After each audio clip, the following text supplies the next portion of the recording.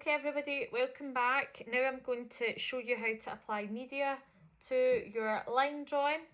I would expect you to just simply choose one media, the media you have access to at home for this initial drawing.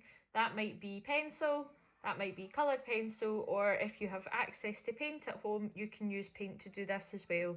Within this one drawing, I am going to show you how to use all three types of media.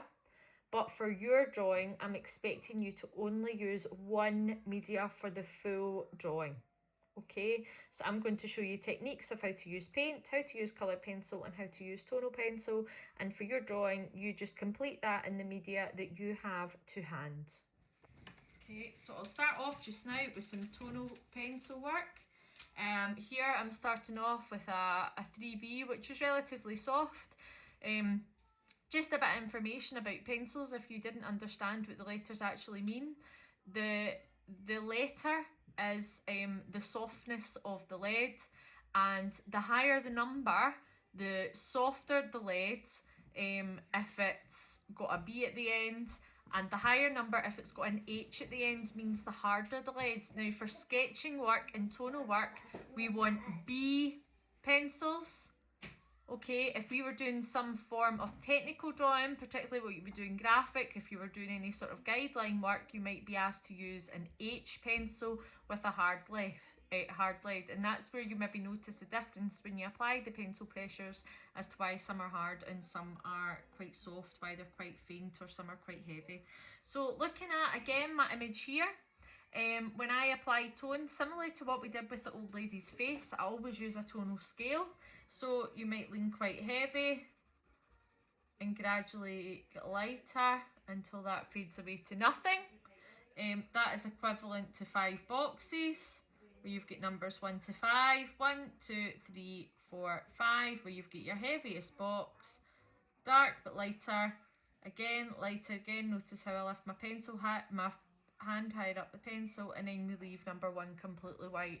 So we're using that as a guide to support us with our tonal work, and I'm going to start off with working in on the handle here. So I know that it's really quite dark where that handle meets the jug, and again, the less you hear your pencil move, the closer your pencil work is together, and so that's more successful.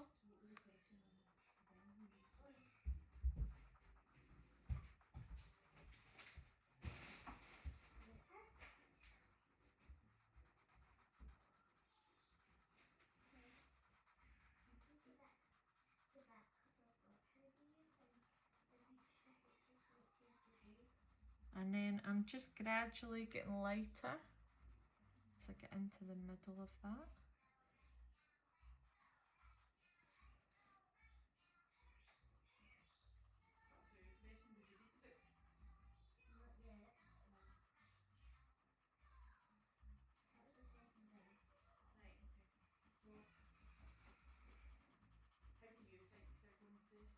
And then I can see a really bright highlight at the top of this handle.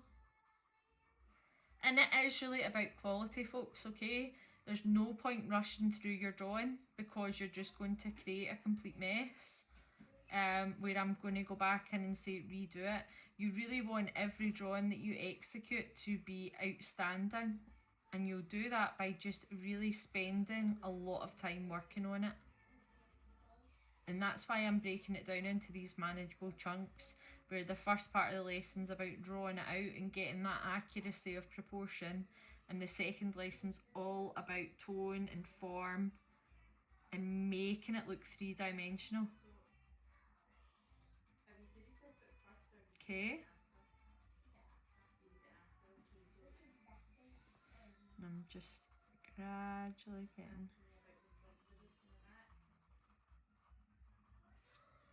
And if you don't have those various tones really quite obvious, then it's just going to look like you shaded the full thing in grey, and that's not our purpose. Our purpose here is to really exaggerate those shadows where they need to be exaggerated, exaggerating those highlights where they need to be exaggerated, and allowing the full piece to look three-dimensional. Okay.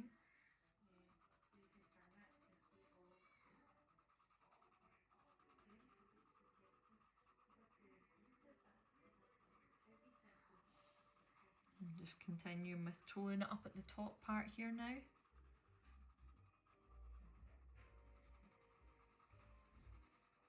Because this part in here is really quite dark. And so now we come to our grapes.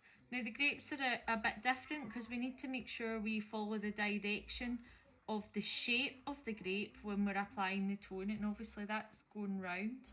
If we just simply go up and down or across, that's going to look really flat, and that defeats the purpose of creating form. So we want that to look 3D, so we're going to make sure that when we're applying tone, we're doing it in a circular direction, thinking about the general form of these grapes. Or anything that's round, should I say. I mean, it's grapes in this instance, but anything you're doing that's round, you always go in the direction of the objects.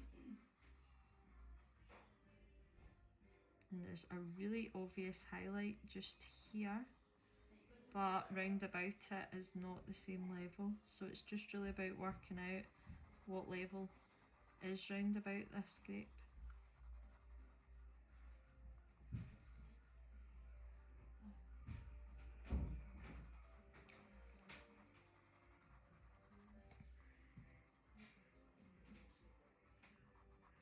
Another wee tip for you when you're thinking about tone, things that are closer to you have darker shadows and brighter highlights than things that are further away. I mean, you only need to look probably outside your window if you're near like trees, where you see the trees that are further away, or hills that are further away. The tone of them is not as bright, it's quite muted and dull. Whereas the one closest to you is really quite bright and bold, catches your eye.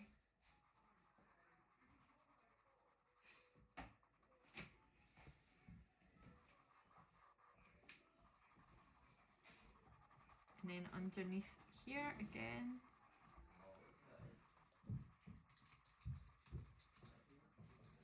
Okay, and then I'll just continue with my tone.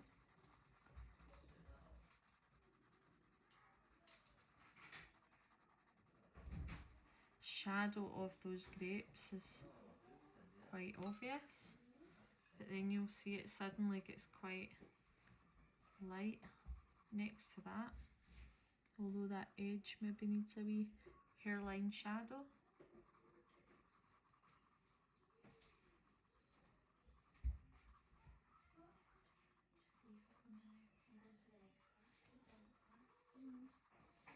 Okay, underneath here.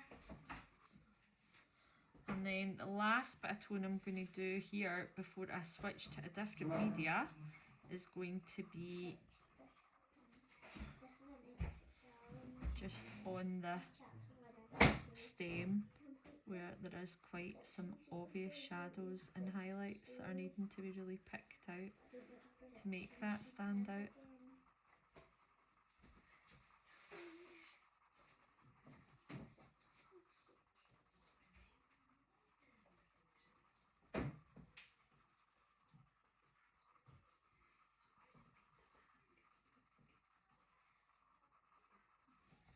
Okay, so that's stage one for anybody who was looking to do tonal work at home. I'm now going to move on to coloured pencils. Now, I know not a lot of you might have coloured pencils at home, but I think, you know, it's definitely worth investing in if that's something you're interested in pursuing later on up the school. You can get them online, quite cheap for Amazon.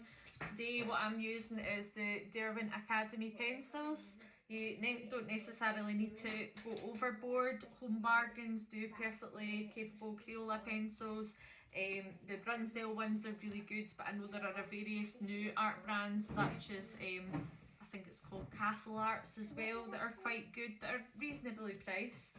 If you don't have access to pencils, obviously don't worry, you'll just use normal tonal and your work at home will be produced in normal tonal pencils. But obviously if you have access to materials, I want you to know that you have the opportunity to use these, and obviously I'm going to demonstrate the right way in order to use coloured pencils. Alright, so In my image here,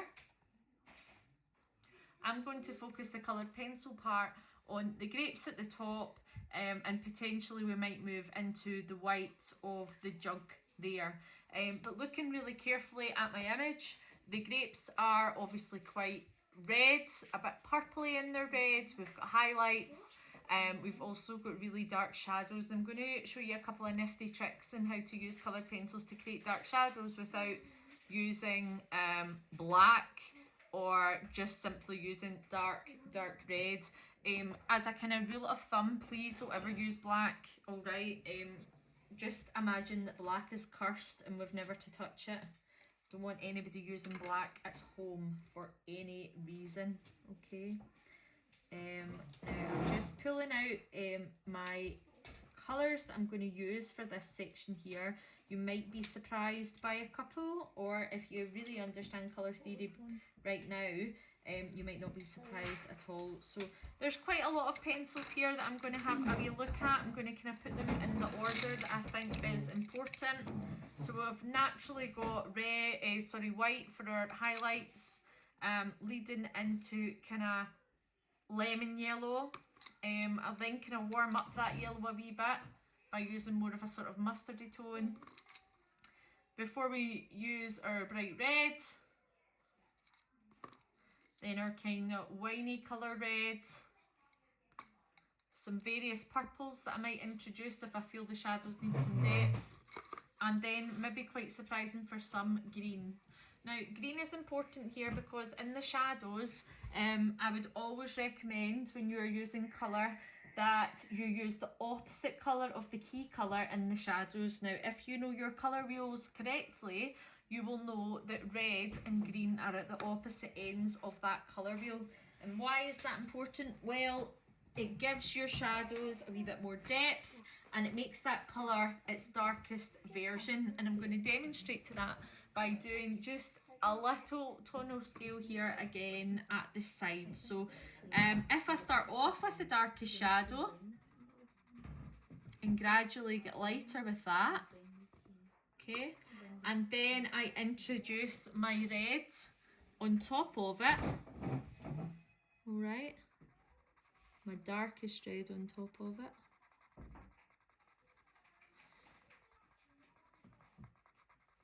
Alright. I'm hoping that you're seeing here, and I'll hold it up closer to the camera in a minute, that red is really, really dark.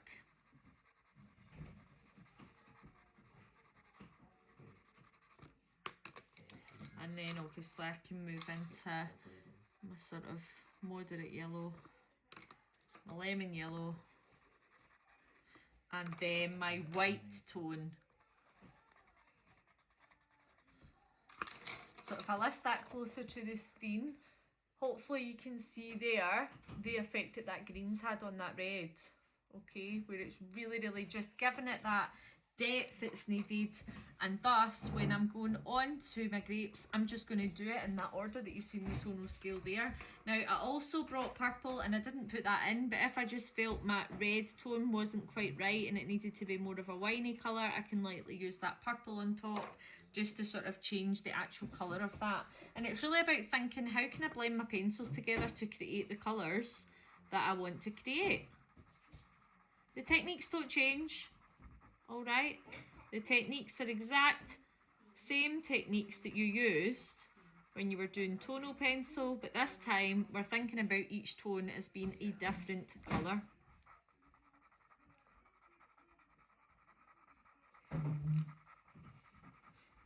Now I'm going to do it on a few grapes at the moment because I think that you'll get a better gist of what I'm talking about if I really just do a few at once.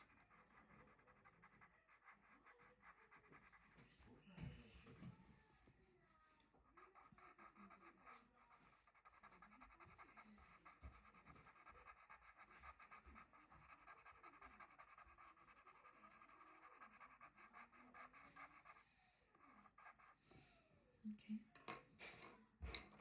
Even if you don't have coloured pencils at home, it's really quite worth watching this video so that you know what the techniques are for using coloured pencils, because End of the day, knowledge is power. The more knowledge you have, the better you'll be. Your practical work for art and design.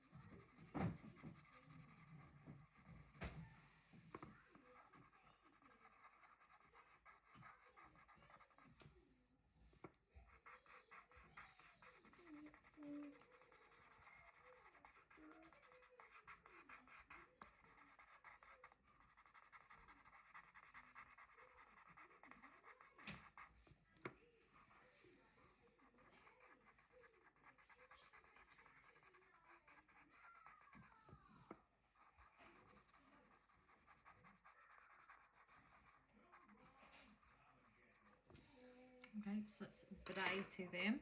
And then going to bring in my orangey red, working that nicely on top. Some of them a wee bit more brighter than the others, so this one here is particularly bright, so I'm going to really bring that red in quite strong. But some of them are a wee bit more muted when I look at my image, that's my reference, and so at that point I would most likely work over that with the purple, which I will do in a wee minute.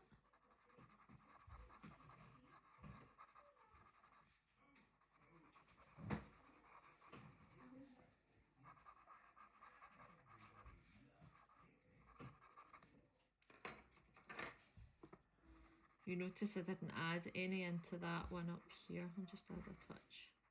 But because it's so far away, I don't really want that to be very bright. So again, I'm just going to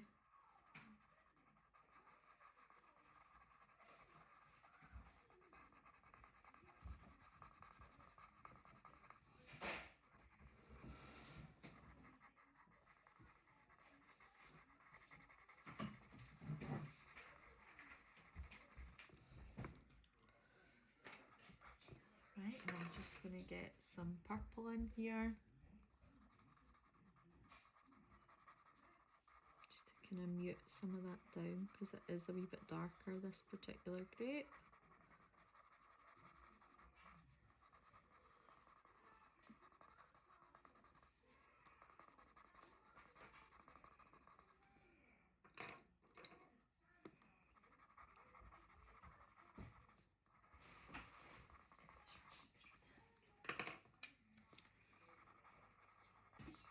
And then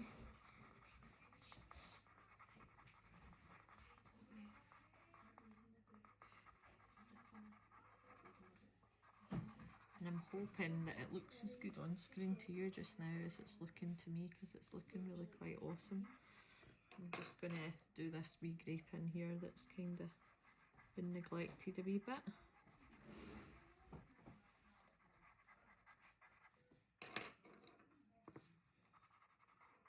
So you're almost underpainting it, that's maybe a good way to describe it. You're underpainting the colours of the grapes.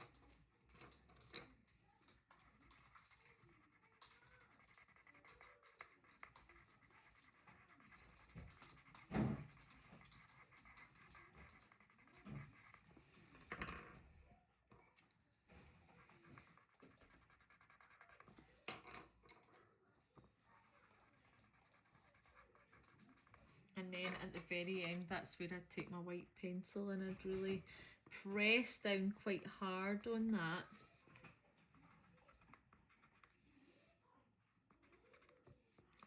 To really pull out and pick out those highlights there.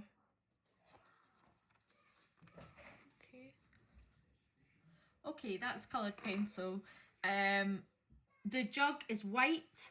So coloured pencils, in terms when you're doing something that's white, it's about thinking about a colour spectrum. So when something's white, it's about where's the highlights and where's the shadow.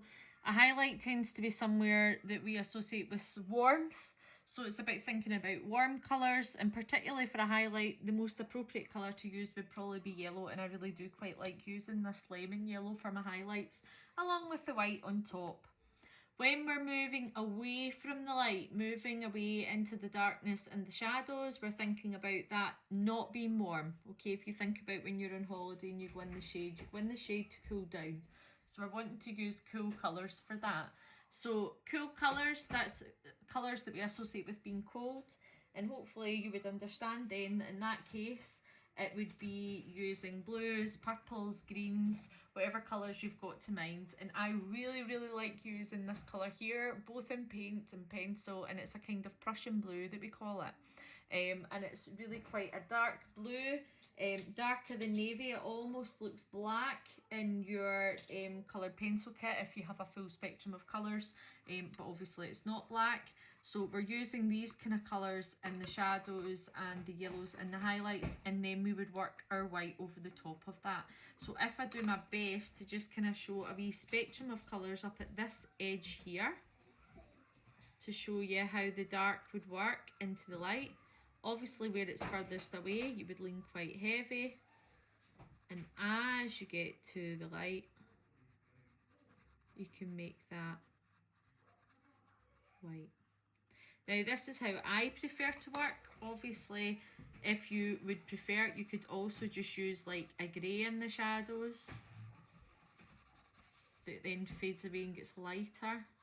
But I do think the blue is much nicer to work with in terms of giving your artwork a bit of life and making it ultimately expressive, because that's what we're creating here. We're creating expressive artwork.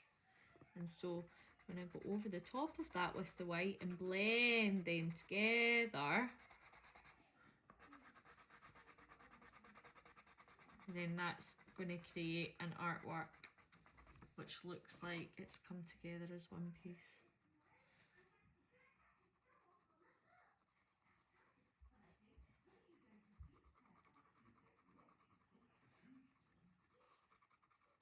I'm just right now, I just had leaned a wee bit too heavy with the outer edge line there. So I'm just going in and correcting that by holding my pencil right up to the edge, because I don't want a big stripe divide between dark and light. So by doing it really light, working my pencil close together and almost like changing the direction of my pencil, so it almost goes like a cross hash.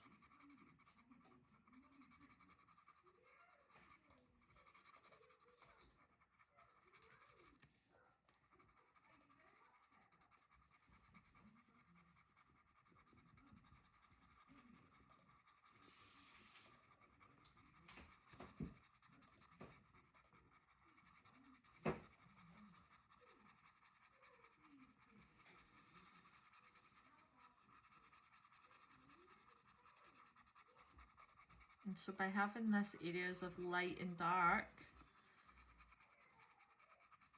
the jug here in this example will start to feel round 3D, because it's got light tones, really dark tones and mid-tones in the middle. Okay, again, if I lift that closer, hopefully you can start to see how that can look three-dimensional. Last thing I'm going to show you today is using paints. Now you can use watercolour or you can use acrylic at home. Some of you might have ready mix. If you have ready mix paint, it's really quite thin to work with, can be quite challenging actually when you're doing controlled work. I would recommend mixing it with a little bit of PVA glue at home. That will just thicken up the paint consistency, and the only thing I would say in terms of when you do that, obviously make sure you thoroughly clean your brushes in some hot soapy water at the end of doing your artwork, so that you are not in a position where your brushes are ruined. So today I'm just using some cheap acrylic. You can get this from Home Bargains, B&M, The Works, The Range. I'm just trying to get a couple of ranges of greens, because what I'm going to do, I think, here is I'll paint the pear in this. My paint's pretty old. You don't need a lot, you know, pea-sized amounts. Sorry, I'm just sort of creating my wee palette here. How I tend to arrange my paints, it depends on what mood I'm in. The best way to arrange it is to keep your hot colours to one side, your cold colours to the other side, and then keep your white, you know, really quite separate.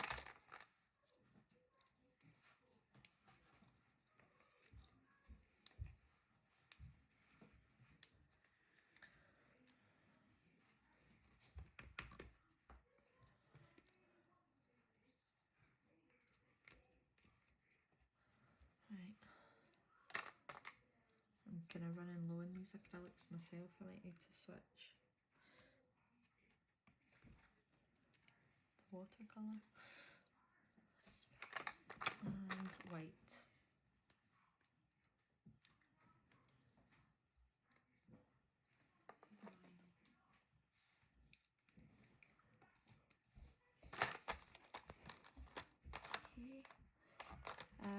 So range of colours again, and don't forget to put blue on your palette. I know it's green, but I would get some blue in there and absolutely get some red in there if you can. And you're going to very carefully be mixing these colours together, and quite similar to the approach that I got you to do with the coloured pencils, you're going to be doing this approach with colour mixing, only this time you're obviously going to be using some paint to do that.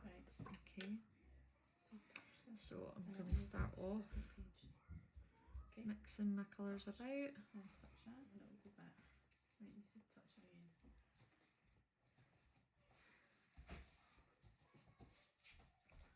I am just, so I've used a bit of red, bit of blue, bit of dark green, probably needs a wee bit more in there, and I'm just creating my coloured spectrum like before. You can put it on nice thin layers, smooth brush strokes. Acrylic paint, some tips with that. It dries quickly. It's actually quite easy to work with. You can use light layers of it. It's quite cheap to buy. But some of these shops, it can be a wee bit watery.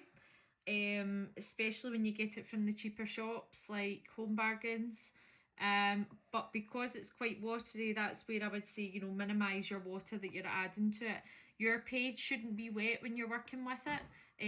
It shouldn't be that you've lost control of the paint and it's moving across your page.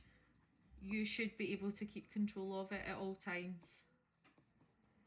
And you see here that I'm creating the shadow where it needs to go. In fact, I might lighten that up a wee bit. A bit of water in there.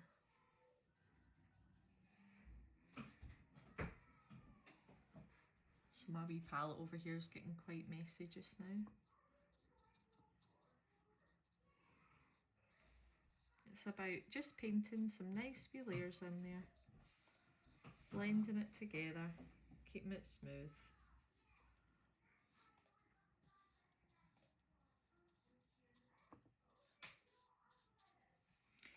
And the approach you would use for watercolour compared to acrylics, slightly different. Watercolour needs to be used obviously very lightly with, you know, water, and you need to build up the layers.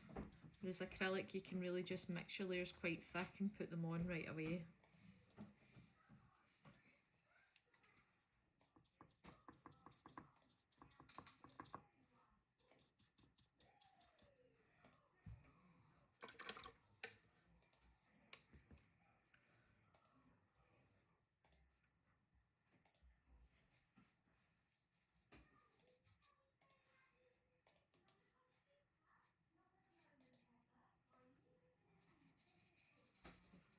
So I'm just really now starting to think carefully about the highlights up here, which are quite exaggerated.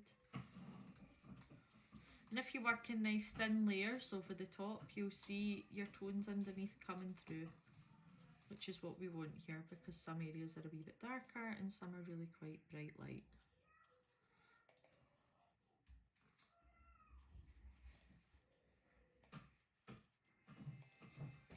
The more close attention you pay to applying tone, then the more realistic your artwork will become.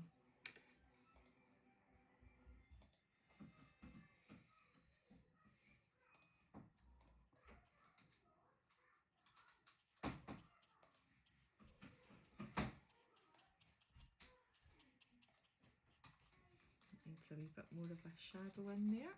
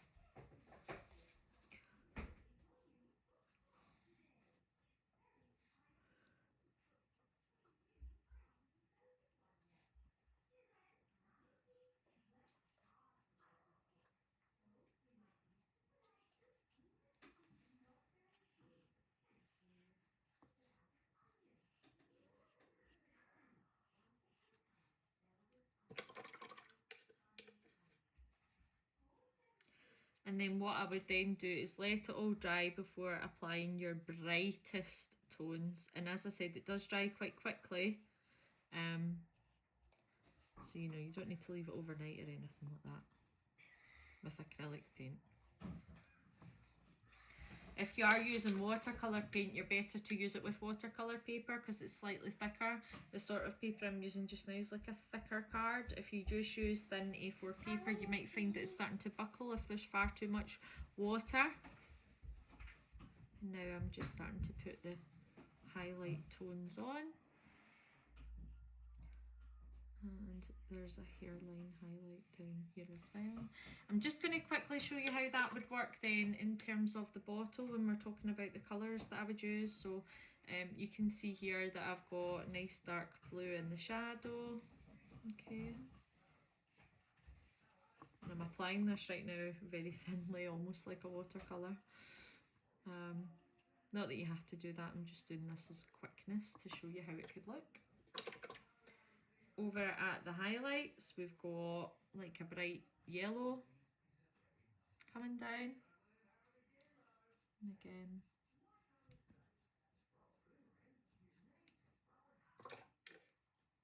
And then going right across the two would be your white. You can see I've applied that. Nice thin layer over the top. Again, thinking about that direction. Give it that realistic finish. Okay, and so you can see using 3 different media, hopefully you can access at least one of these at home, and I'd like you to produce one investigative drawing from your chosen still life composition, just one object from that using one of the research drawings, and to produce a finished artwork for me for that. Thank you.